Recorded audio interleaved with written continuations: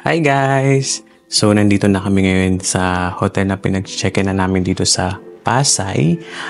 Malapit lang ito sa Terminal 3. So, the name of the hotel is Hotel Okura. And nandito na ako ngayon sa floor ng room namin. Then, papakita namin sa inyo kung anong itsura ba ng facilities dito sa Hotel Okura.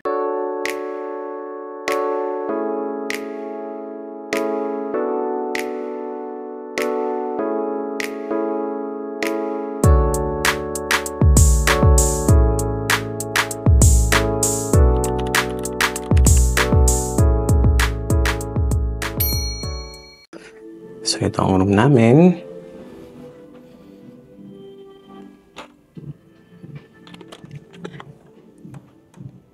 So, kung makikita nyo, pagbukas is may painting na nalagay dyan. Ang pinaka-theme kasi nitong hotel, since the word Okura came from Japanese name, so, ang theme nito is parang Japanese style.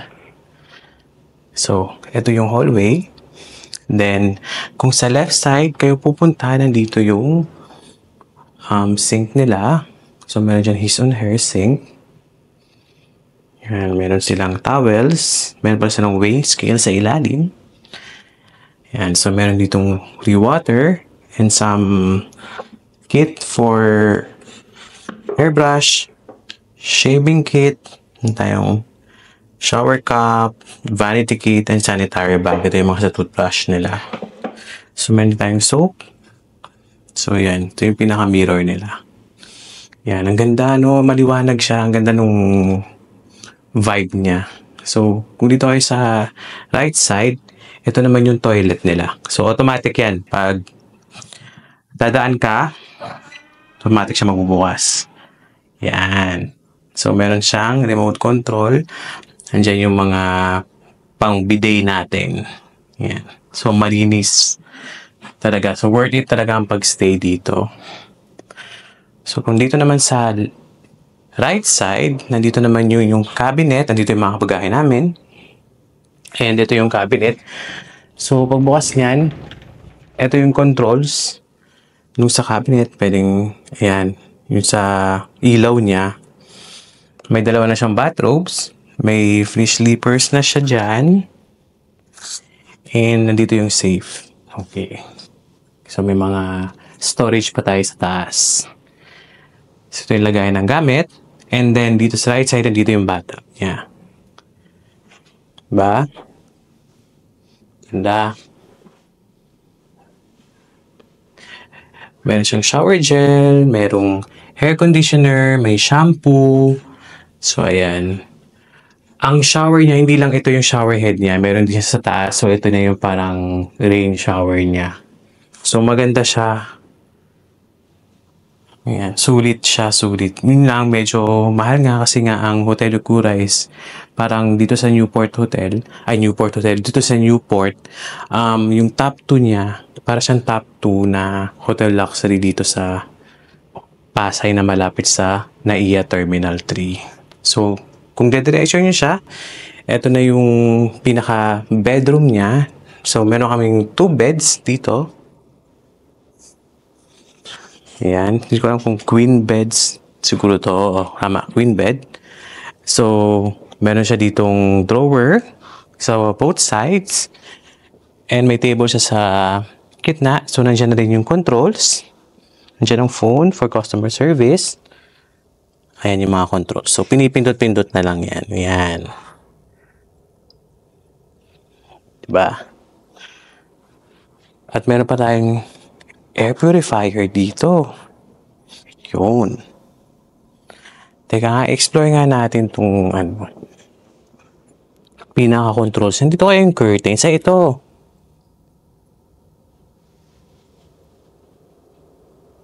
Teka lang ha.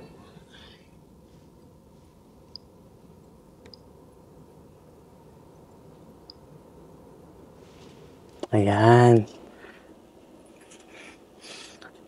Ayan. So, yun yung pinaka-curtain controls niya. So, ang pinaka-view namin dito is yung pinaka-Terminal 3. So, ngayon, gabi kasi, so hindi pa natin masyado makikita. So, ito yung pinaka-road niya. Okay. So, kung ito yung left side ng pag pumasok ko yan, yung left side niya, yung kwarto is ito yung bed. Sa right side niya is yung sala. So, nandito yung bar. Ayan, ito yung sofa. Yan. So, kung makikita nyo, ito yung nalagyan TV. Yung TV kasi dito is naiikot siya. Pwede dun sa living room, pwedeng sa bedroom. So, ayan. Naiikot siya. Stig, no? Ayan. Ganda. So, ayun lang yung pinaka room tour ko sa inyo dito sa Hotel Okura na nakuha naming hotel. So, medyo may hindi siya medyo, expensive siya. Kasi gusto lang namin matry kung ano bang meron pag sa mga luxury hotel dito sa Pilipinas. So nakita namin to sa Agoda. Nag-book kami sa Agoda. Siguro mga nasa, ano ba to? Mga nasa 400 euro siya for 3 days, 2 nights lang siya eh. Mahal talaga siya. So, tinry lang namin kung ano bang experience nandito sa pinaka luxury hotel. And ang Hotel Okura nga pala, for your information, nasa top 5 luxury hotel siya dito sa Manila. So, medyo silent luxury siya kasi hindi siya masyadong matunog. Kasi ang mga matunog dyan, Marriott, Sheraton, di ba? Yan yung mga matutunog na hotel dito, Shangri-La. So, ayun. Maganda yung facility niya. So, bukas, magka-try kami ng breakfast. So, doon natin makikita kung ano naman yung mga food. So, para makita nyo rin kung ano yung mga selections ng mga foods na inaano nila for breakfast. So, pwede natin i-film din yung day 1 and day 2. Baka sakali mag-iba yung mga courses nila ng foods. So, yun. Kasi yung nabook namin is free na rin yung buffet breakfast. So, yun lang. So, kararating lang kasi namin dito and nakakapagod. Sobrang init. Nasa 32 degrees na siya. And from malamig na lugar tapos dito init. Kaya nakakapagod. And nilakad lang namin siya simula dun sa terminal since malapit lang naman siya. So, ayun. So, matutulog na kami. So, kita-kits na lang bukas. And good night.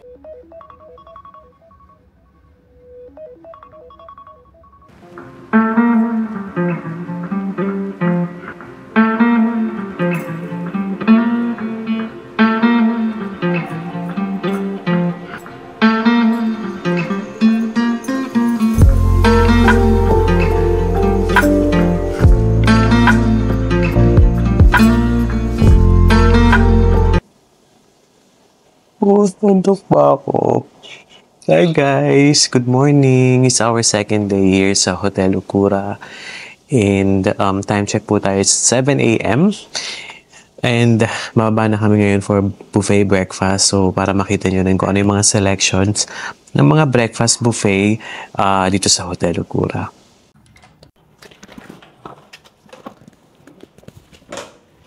So we are on our way to 5th floor. So, doon kasi yung restaurant na para sa mga doon yung buffet breakfast. So, ito. Ang ganda ng aesthetic ng hotel, no? Talagang Japanese siya. Ganda ng chandelier.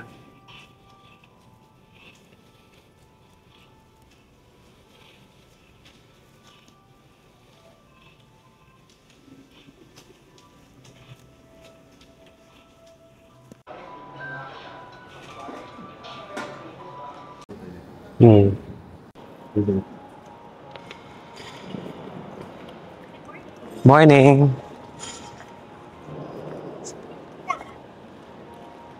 Thank you. Bye-bye. Ready for breakfast?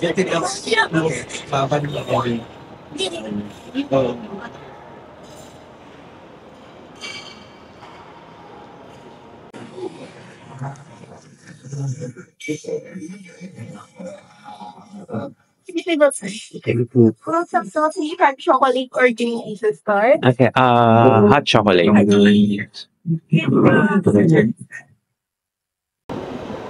So, ayan, nag-start kami. First with a hot chocolate. So, ito na yung pinaka-breakfast buffet station nila. So, mamaya lilibutin natin kung ano-ano ba yung mga food selections na meron sila dito. So, yan. Kuha na tayo ng food.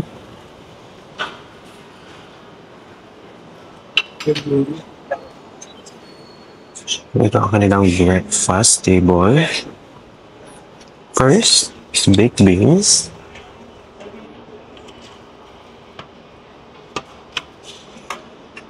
Pinakbet.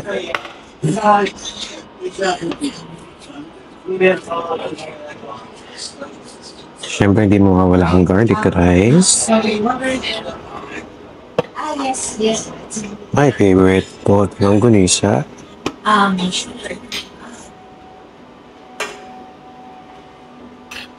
Yung bacon.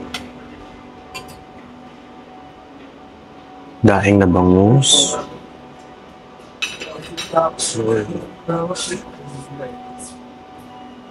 So, meron din silang selections ng mga seafoods dito. Very Japanese corner. So, ito. Kasi wala pa tayo eh. Dito mga iba't ibang salad to. Ito yung mga iba't ibang mga ingredients dun sa salad. Yung ibaw namin din ako mga oriental sea. Very. Para sa ikin, sabi lang yung limagawa mo ba? Siyempre, ang mga maki, hindi mawawala. Salmon maki, okaka onigiri, utomaki, California maki, and cheese, salmon, cereals,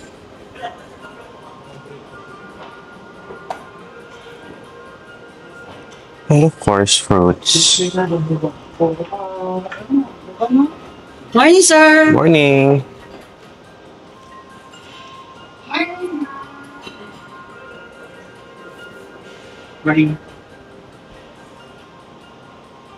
Yan yung mga pineapple juice, apple juice.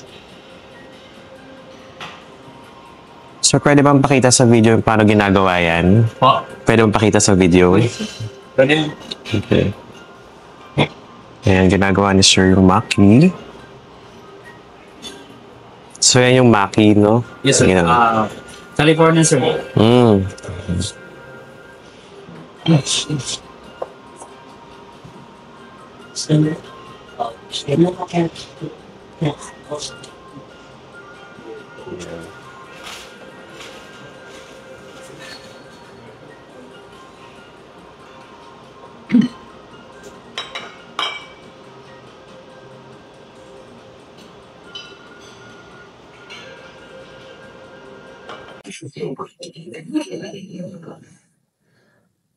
So, meron din silang taho dito. Ayan. Stig, no? Taho. Taho. Ayan.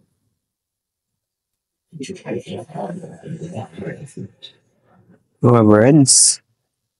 Cheese bread, ube enchilada, malunggay pandesal, sokong panrolls. May mga muffins din sila. Waffle, pancakes. Sweet matcha creams. Wow! Croissant, syempre hindi mawawala yan.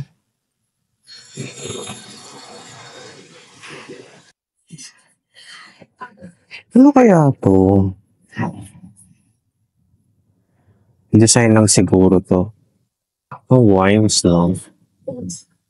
Tapos, isang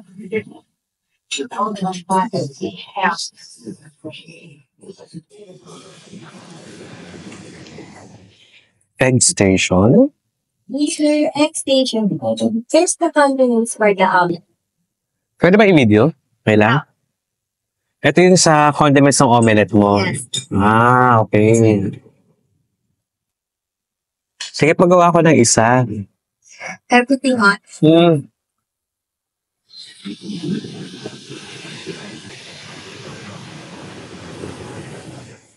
Yung ginagawa na ni Madam, yung egg omelette.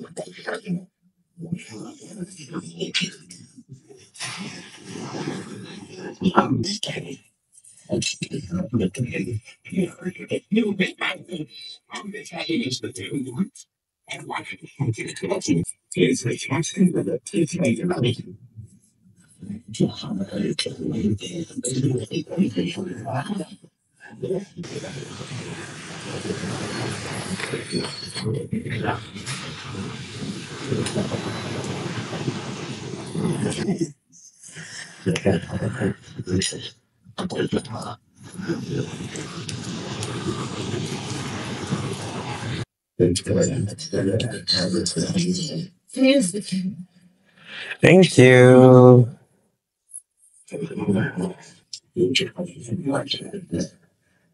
Meron din sa mga pork teriyaki skewer. Meron silang breakfast casserole. Ito.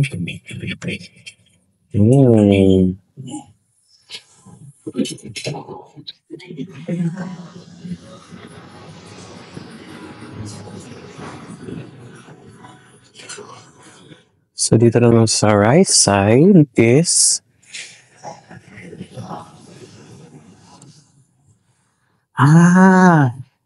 siomai.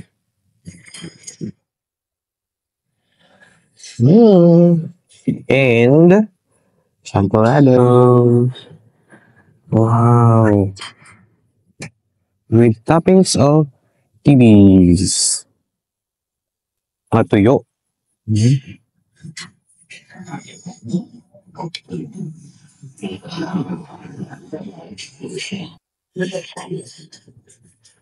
Ito na, ito yung mga Lomi Noodle Station.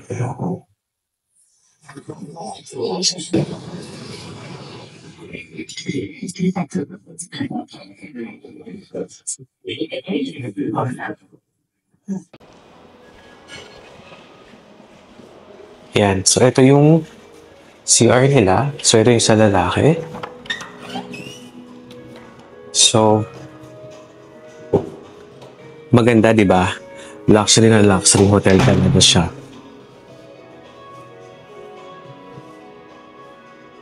So, ito yung for pag-ihi. Ito yung mga sinks nila for hand washing. Ganda!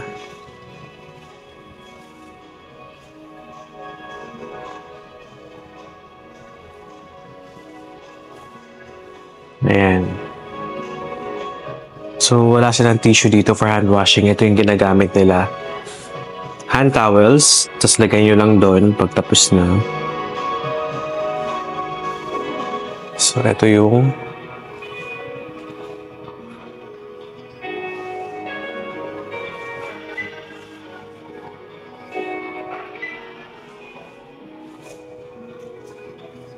ganda, no? Ang ganda ng aesthetic ng CR. Nakakatuwa.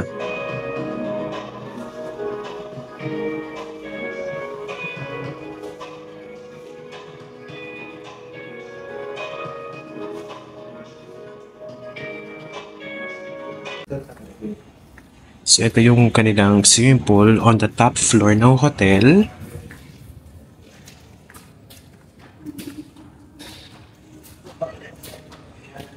So, sa hallway niya, ito yung mga bonsai nila. Mga iba't ibang klase ng bonsai.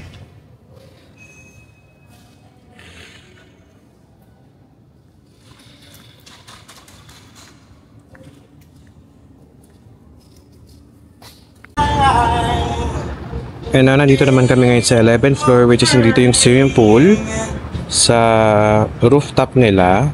Ayan. So makikita nyo meron ditong mga couches, sofas. So ito yung swimming pool nila. Ayan.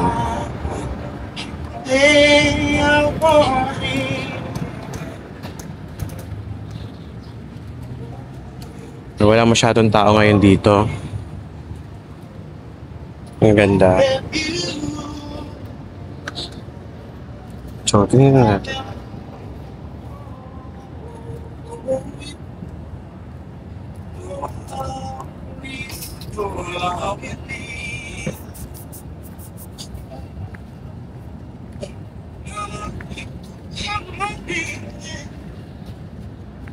Ito may kabilang side niya. Another cabana. Ayan. Yung cabana dito, likod niya is yung pinaka-terminal 3 ng NAIA. Ayan.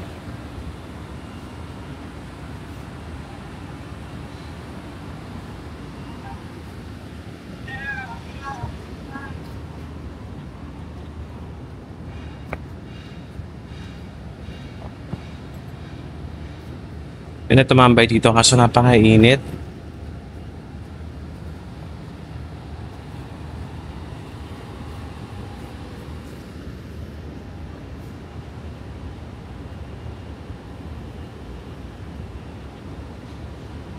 Tapos doon sa right side, meron nung minibar. May mga gusto nyo ng mga drinks. Yun. Doon sila.